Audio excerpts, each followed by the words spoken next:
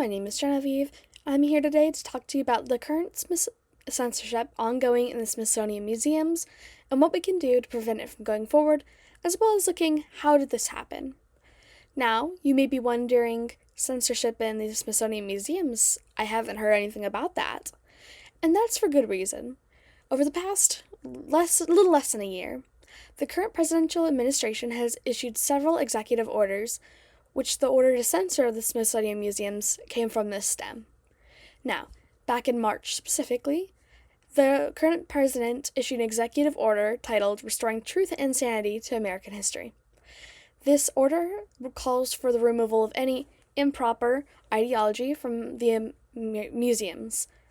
Now, it's a little hard to define what they call as improper ideology, but it is easier to define censorship as a practice. Now, censorship occurs when individuals or groups try to prevent others from saying, printing, or depicting certain words or images. With this definition, we can look at some prior historical examples that we can apply to our own time and how we can prevent things like this from happening again with our foresight of the past. Now, back in 1930s to 1940s Nazi Germany, the Nazi Party's regime and certain leaders in power attempted to repel what they viewed as new art, viewing it as an aberration. The party, in an effort to do this, cultivated the Sculpture Fund exhibit together in order to show that the party in power did not want to share the new art with people, calling it an excrescence of communism and Judaism. However, this attempt backfired spectacularly. The author of We're Staging Degenerate Art, The Politics of Memory in the Berlin Sculpture Fine exhibit, he tells us about how this backfired on the party, as certain methods they used, as in putting this exhibit together, in order to censor what is labeled as new art, it only came a boost to it instead, encouraging citizens to search out this new art and view it. Of course, this is only one aspect of censorship, seeing as that could pertain to censorship in the art world. A good example of how censorship pertains to art, especially when in tandem with the Smithsonian museums, in an article written by Gabe Tenenbaum briefly explains censorship in tandem with the expression of art, specifically within the United States.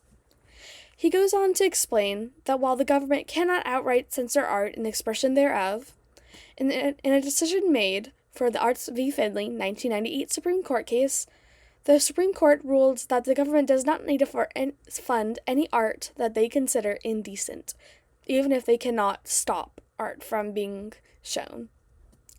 Now, having hopefully explained well enough how and why museums have been censored, and what steps have been taken to prevent censoring them, and how people have prevented themselves from being censored, let's go to some potential solutions to how we can prevent censorship like this from continuing to occur. The current president, as you may know, issued an executive order to remove any improper ideology. That includes any media that clashes with the current administration, as it touched upon in a Wall Street Journal by authors of the last name Ballhaus and Rastugia.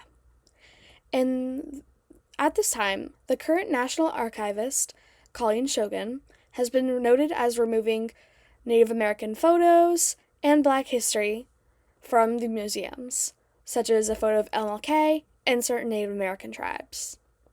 While the museums are not required to show what could be considered as dangerous art or dangerous media in their museums, this is arguably not dangerous art. However, it is only censoring parts of history from historically minority groups. All of these events, past and what is currently happening, paint a picture of how censorship is going to affect us going forward. In an academic paper that's been written by Kyle D. Giovanni, he goes over some ways to address this issue.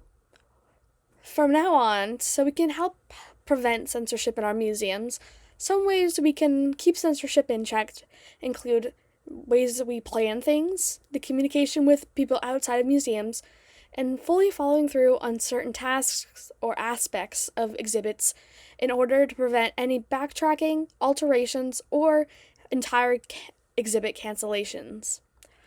Ideally, if we follow through and keep a strong grip on what is true and actually factual, we can help keep censorship at bay and prevent and discourage any censorship from occurring in the near future.